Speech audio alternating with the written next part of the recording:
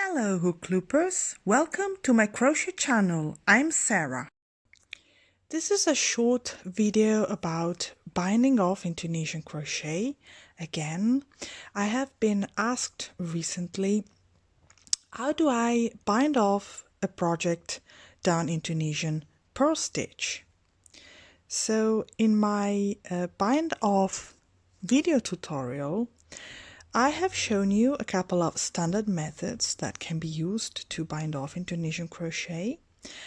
And I've also added that you could use virtually any Tunisian stitch to bind off when you work in Tunisian crochet.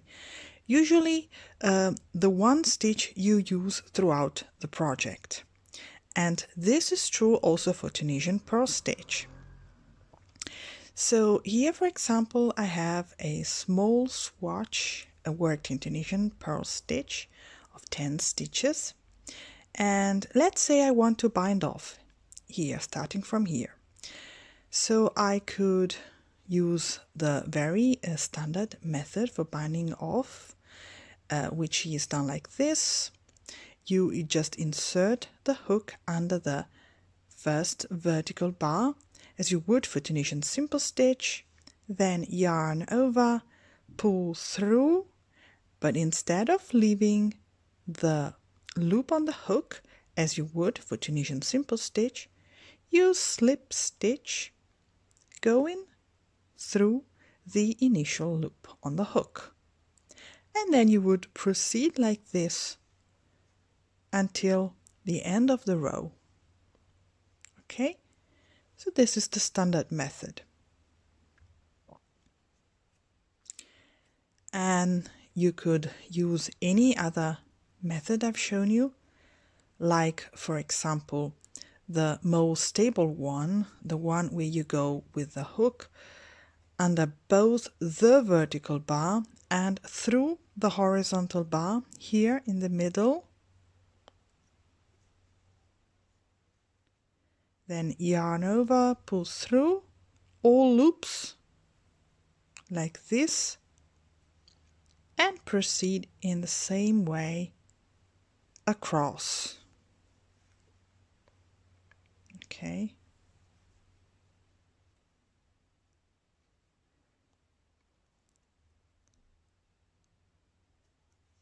Okay. And of course you could use the single crochet method as well.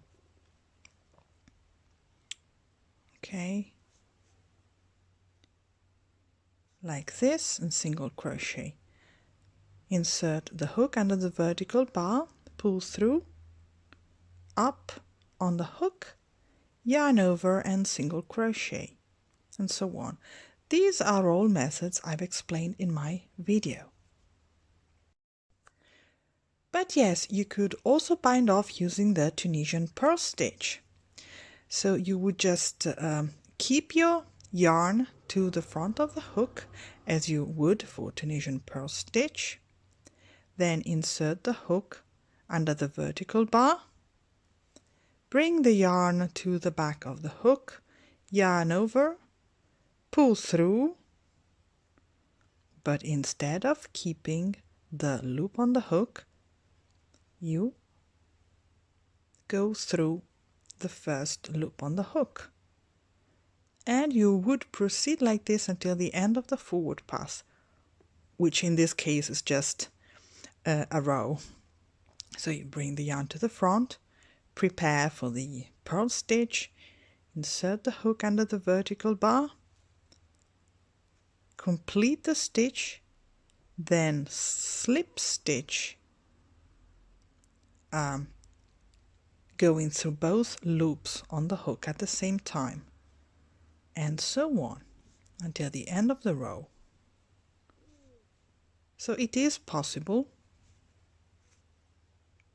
and it looks pretty.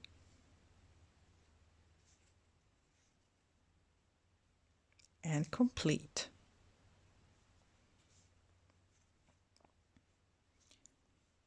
It is easy, simple, and just as quick as any other method.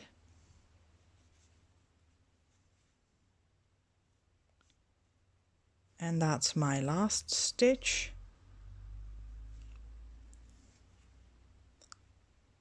Okay, there you are. This is how it looks. It looks very purly. It looks just like a border in Tunisian Purl Stitch. Also, it looks absolutely straight and flat. It does not curl at all. Since the Tunisian Purl Stitch does not curl, its border, a border done in Tunisian Purl Stitch, would not curl and would help keeping the work flat in case you've worked your project in another Tunisian stitch. Okay, so that's the answer to the question. I hope you liked this video and you find it useful. Thank you for watching and see you next time. Bye bye.